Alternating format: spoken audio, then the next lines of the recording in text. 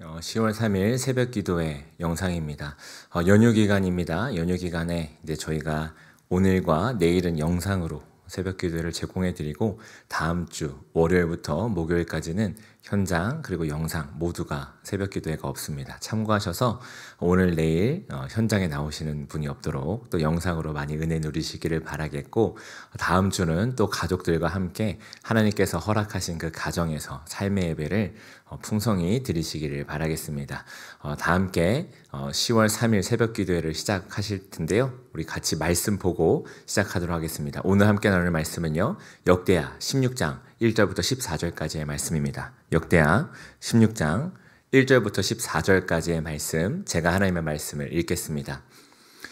아사왕 제36년에 이스라엘 왕 바하사가 유다를 치러 올라와서 라마를 건축하여 사람을 유다왕 아사에게 왕래하지 못하게 하려 한지라.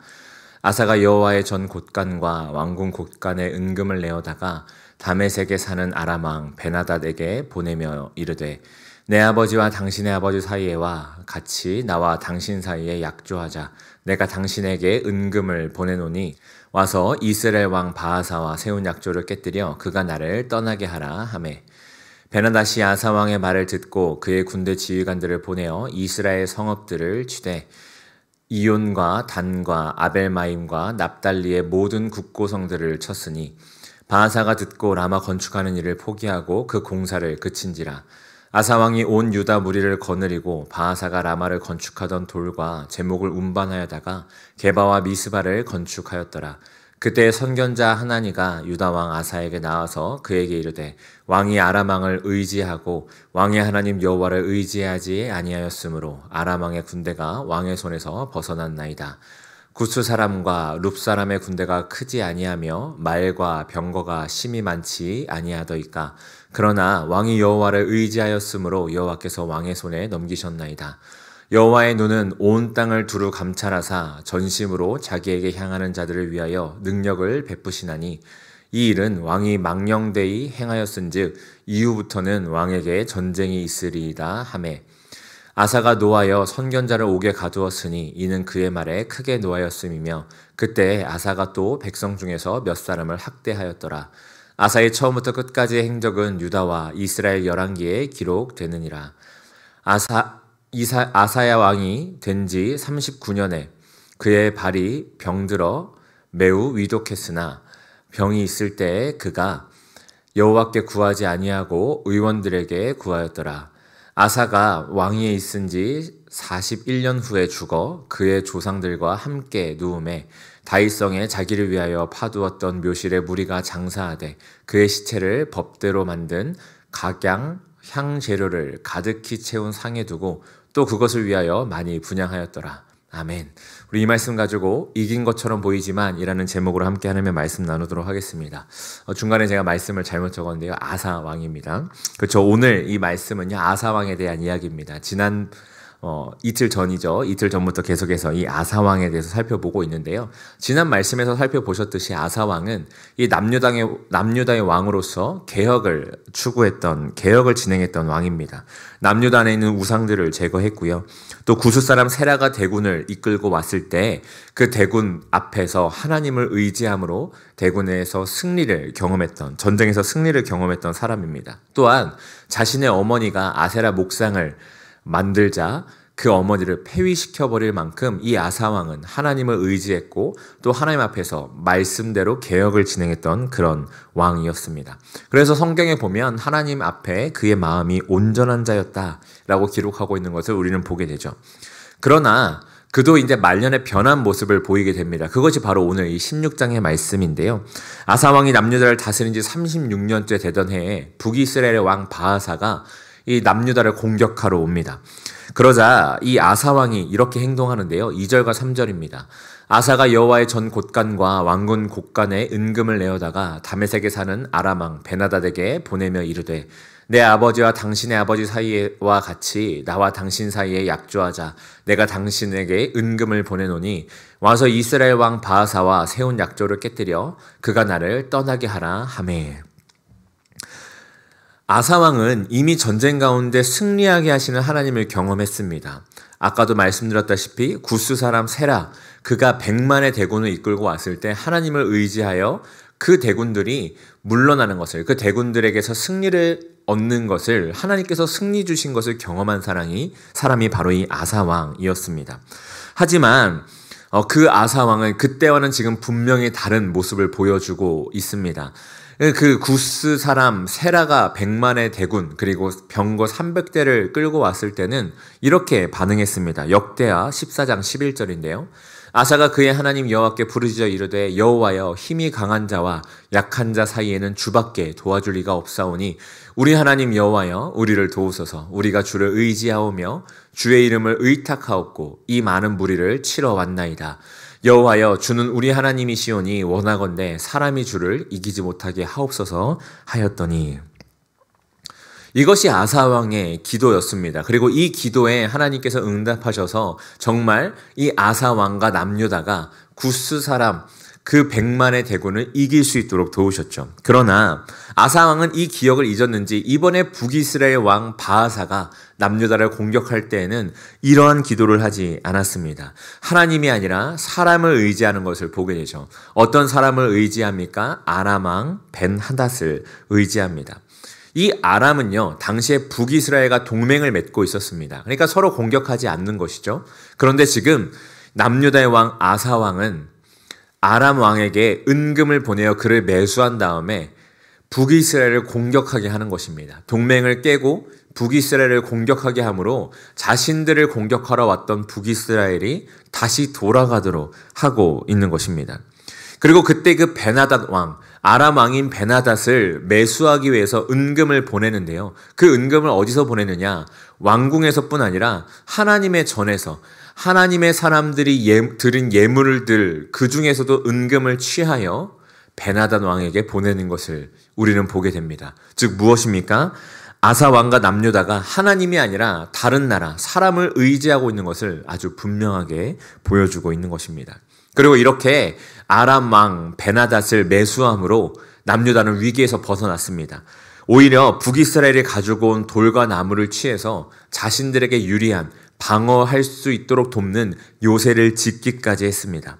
이런 것을 보면 이 아사 왕의 전략, 아람 왕 베나닷에게 은금을 보낸 이 일은 성공한 것처럼 보입니다. 전쟁에서도 이겼고 북이스라엘이 가지고 온 돌과 나무를 가지고 자신들에게 필요한 것도 지었기 때문이죠. 하지만 이런 아사 왕의 방식은 하나님께서 전혀 기뻐하지 않으시는 방식이었습니다.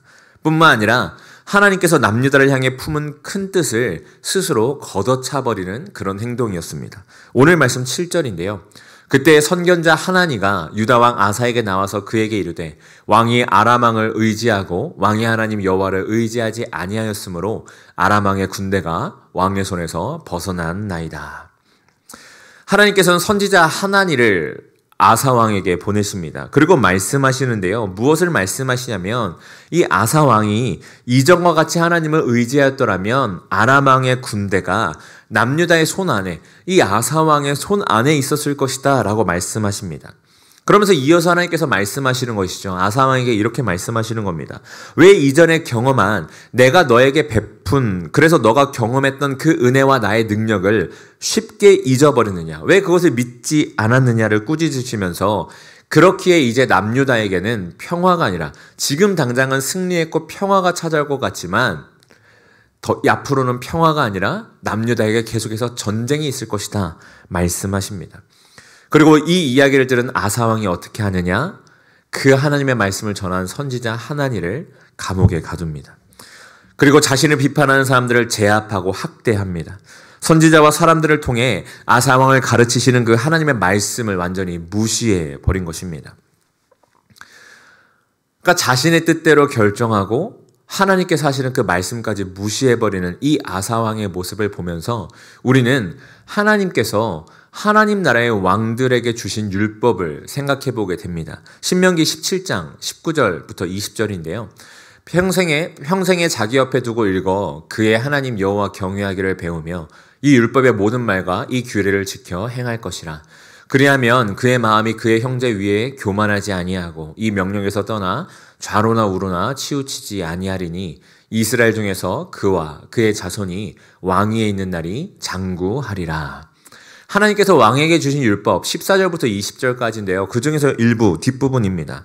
이 뒷부분에 보면 하나님께서 무엇을 말씀하시냐면 왕으로 세워진 자는 반드시 자신이 하나님의 은혜로 왕으로 부름받았음을 기억해야 된다라고 말씀하십니다. 그래서 이스라엘의 형제 중에서 내가 뛰어나서 왕이 된 것이 아니요 그들과 같음을 기억해야 됐고 그로 말미암아 하나님과 백성들 앞에 겸손해야 되는 것이 하나님 나라의 왕이다. 하나님께서 세우신 왕이다 라는 것을 가르쳐 주셨습니다. 그래서 하나님과 백성들 앞에 겸손해야 될 뿐 아니라 하나님을 경외함으로 하나님의 말씀을 붙들고 그 말씀에 순종하며 살아야 됐던 것이 당시에 하나님께서 세우신 이 이스라엘의 왕이 마땅히 해야 될 역할이었죠. 하지만 아사 왕은 어땠습니까? 처음에는 하나님을 경외했고 하나님 앞에 겸손했습니다. 하나님을 의지했습니다. 그러나 그의 말년이 되었을 때는 어떻습니까? 하나님 앞에 겸손함으로 하나님을 의지하기보다는 자신의 생각, 자신의 계략 그것을 의지했고 다른 사람을 의지했던 것을 보게 됩니다. 또한 백성들 앞에 겸손하지 않고 군림하려고 했던 것을 우리는 보게 되죠. 그렇다 보니 그는 어떻게 됐습니까? 그의 발에 병이 걸렸을 때에도 하나님을 찾지 않고 사람을 의지했고 결국 병이 낫지 못한 채로 죽게 되는 것을 우리는 보게 됩니다.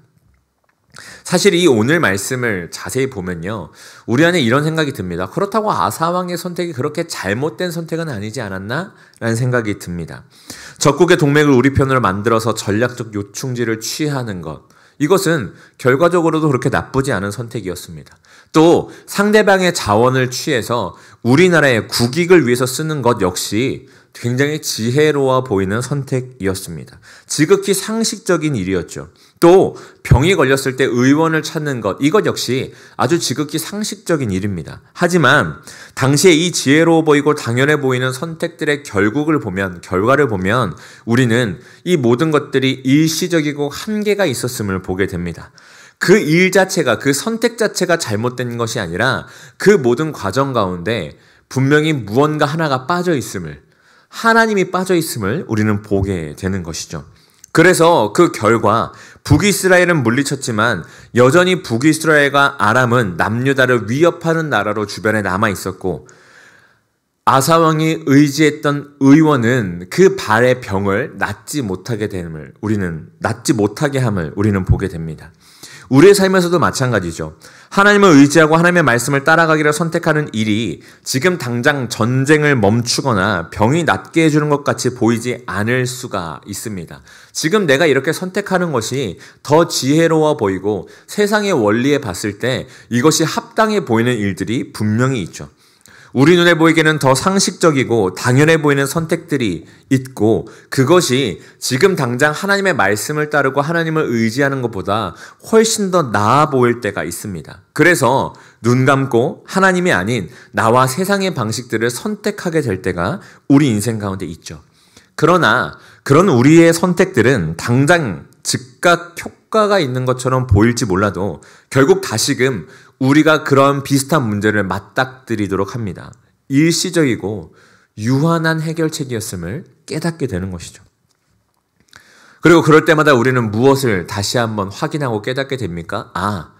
우리의 지혜가, 우리의 선택이, 우리가 알고 예측하는 미래가 하나님께서 계획하신 그 영원부터 영원까지의 계획, 하나님께서 이 세상의 모든 것을 아시는 그 하나님의 전지함, 모든 것을 아심, 그 하나님의 크고 넓은 지혜에 비해 우리가 얼마나 작고 유한한지를 확인하게 됩니다. 하나님의 뜻과 계획, 지혜가 우리보다 훨씬 크고 넓다는 것을 알게 되고 무엇보다 하나님은 변하지 않으시고 선하신 분이셔서 그 선하신 뜻 안에서 자신의 뜻을 분명하게 이루어 가신다는 사실을 확인하게 되는 것입니다. 그렇기에 우리는 세상에서 이긴 것 같고 승리한 것 같은 선택을 하는 것보다 과연 하나님의 말씀과 뜻에 합당한 선택인지를 항상 하나님 앞에 물으며 그 하나님의 말씀을 따라가는 것이 더 중요하다는 것을 알게 되는 것입니다. 그래서 바울이 고린도 후서에서 이렇게 이야기를 하죠. 고린도후서 4장 18절입니다. 우리가 주목하는 것은 보이는 것이 아니요 보이지 않는 것이니 보이는 것은 잠깐이요 보이지 않는 것은 영원함이라. 보이는 것들에 쉽게 마음을 빼앗기는 우리입니다. 하지만 하나님께서는 그리스도를 이 땅에 보내시고 우리를 구원하심으로 우리에게 보이지 않는 영원한 것을 알려주셨고 우리를 그것에 주목하며 따라오는 삶으로 초대하십니다. 하나님의 말씀을 기억하며 그 하나님을 따라 살아갈 때 이 세상의 유한한 것들, 잠깐 만족을 주지만 더 깊은 갈증을 느끼게 하는 그런 눈에 보이는 것들과는 다른 누구도 빼앗거나 끊을 수 없는 우리 영혼의 참된 만족과 기쁨이 있음을 알려주시는 것입니다. 보이는 것이 아니라 보이지 않는 것에 우리에게 참된 소망이 있음을 알려주시는 것이죠. 그래서 하나님께서도 아사왕에게 선지자 하나니를 보내셔서 말씀하십니다. 과거에 아사왕이 하나님을 의지했을 때 승리했던 그 일을 기억나게 하시죠. 또 그의 발에 병이 든 순간에도 하나님을 기억하고 돌아올 수 있는 순간이 분명히 아사왕에겐 있었습니다. 하지만 아사왕의 선택은 무엇이었습니까? 선지자를 내쫓고 의원을, 사람을 의지하는 것이었습니다. 그런 아사왕의 모습을 보며 우리는 우리의 모습을 발견하게 됩니다. 하나님께서는 이미 우리에게 주신 말씀을 통해 우리 안에 주신 성령을 통해서 우리에게 말씀하시고 하나님을 더욱더 의지하도록 도우십니다. 세상에서 승리하는 것처럼 보이는 것이 아니라 진정하고 영원한 승리를 얻는 길로 초대하시고 그 길을 걸을 수 있도록 도우시는 것입니다. 그리고 그때마다 우리는 어떻게 해야 됩니까? 아사왕과 같이 그 하나님을 잊고 더욱더 사람을 의지하거나 하나님의 그 선한 말씀, 그 하나님의 뜻을 깨닫도록 돕는 사람들을 배척하고 외면하는 것이 아니라 겸손히 하나님께 돌이킬 수 있어야 합니다. 사랑하는 성도님들, 이제 긴 추석 연휴가 시작됩니다. 그리고 특별히 오늘은 교회에서 체육대회가 있는 날입니다. 많은 교우들을 만나고 교제하시게 될 것입니다. 또 이제 운동을 하다 보면 승부욕도 올라오고 또 여러 가지 계획들 그런 것들이 생기지 않습니까? 또 명절에 많은 친척들을 만나게 되면 저 사람은 나의 조카는 나의 아들 딸은 저 가정은 여러 가지 것들이 우리 눈에 보이고 그런 것들이 우리의 마음을 흔들어 놓을 때가 있으실 것입니다. 그럴 때마다 오늘 말씀을 기억하시길 바랍니다. 우리는 보이는 것에 마음을 빼앗기고 보이는 것에 마음이 휘청거리는 사람들이 아니라 보이지 않는 영원한 것, 그것에 소망을 두고 그것을 바라보며 하나님을 따라 걸어가는 자들입니다. 그것을 기억하시면서 우리가 마주하는 모든 교우들, 친척들 가운데 그분들 가운데 일하시는 하나님과 하나님의 영원하신 계획, 뜻을 바라보며 그렇게 서로도 사랑하고 격려할 수 있는 우리 모두가 될 수 있기를 바랍니다. 또한 우리의 삶도요. 우리의 삶 역시 그 하나님의 영원하신 계획 안에서 하나님께서 신실하게 이끌어가고 계심을 믿고 신뢰하며 사람들의 이야기와 사람들의 모습, 그것에 우리의 마음이 흔들리는 것이 아니라 주님께 우리의 마음을 고정하고 걸어가실 수 있기를 바랍니다. 우리의 삶과 우리가 만나는 모든 이들의 삶이 하나님의 영원한 계획 안에 있음을 바라보시며 그리스도께서 주신 은혜와 소망, 사랑으로 그렇게 더 격려하고 더 사랑하는 오늘의 체육대회요, 우리에게 주어진 쉼의 연휴의 시간 되시기를 주님의 이름으로 축원합니다. 오늘 말씀을 기억하시면서 함께 기도하고 이 새벽 기도회를 마치도록 하겠습니다. 제가 기도하겠습니다. 하나님 감사합니다. 오늘 또 저에게 말씀을 주시고 이 말씀을 통해서 하나님이 얼마나 우리의 인생을 신실하게 붙들고 계신지, 또 하나님의 지혜와 계획과 뜻이 우리의 생각과 지혜, 계획과 뜻보다 얼마나 더 크고 분명한지를 알게 하심에 감사합니다. 저희는 자꾸 보이는 것에 마음을 빼앗깁니다. 그래서 하나님이 아니라 다른 것들을 의지하고 겸손하기보다는 내 뜻과 생각이 더 맞다라고 주장할 때가 많이 있습니다. 하나님 아버지, 오늘 말씀 앞에 그런 우리의 마음을 비추어 봅니다. 그러면서 주님 앞에 기도합니다. 오늘 체육대회, 그리고 우리가 맞이하게 될 긴 연휴의 시간 가운데 많은 사람들을 만나게 될 텐데 그때마다 우리의 마음이 자꾸 보이는 것에 휘청거리며 빼앗기지 않게 하시고 오직 보이지 않는 것, 주님께서 우리에게 허락하신 그 은혜와 소망의 마음을 두게 하시며 그래서 나의 인생 가운데 그렇게 일하시는 주님을 바라볼 뿐 아니라 내가 만나는 모든 이들의 인생 가운데도 그렇게 일하실 주님을 바라봄으로 더 사랑하고 격려하며 하나됨을 이루어가는 우리 모두가 될 수 있도록 주님께서 은혜 허락하여 주시옵소서. 이 모든 말씀 살아계신 예수 그리스도의 이름으로 기도드렸습니다. 아멘. 네, 이렇게 새벽 기도를 마쳤습니다. 처음 광고 드린 것처럼 오늘과 내일은 영상으로 새벽 기도를 제공해드리고 현장에서는 새벽 기도회가 없습니다. 그리고 다음 주 월요일부터 목요일까지도 현장에서 새벽 기도회가 없고 또 그때는 영상으로도 저희가 제공해드리지 않습니다. 참고하셔서 하나님께서 누리게 하신 쉼의 시간 동안 하나님 안에서 평안과 은혜 풍성하게 누리시고 가족들과 함께 풍성한 삶의 예배를 드리시는 모든 성도님이 되시기를 소원합니다.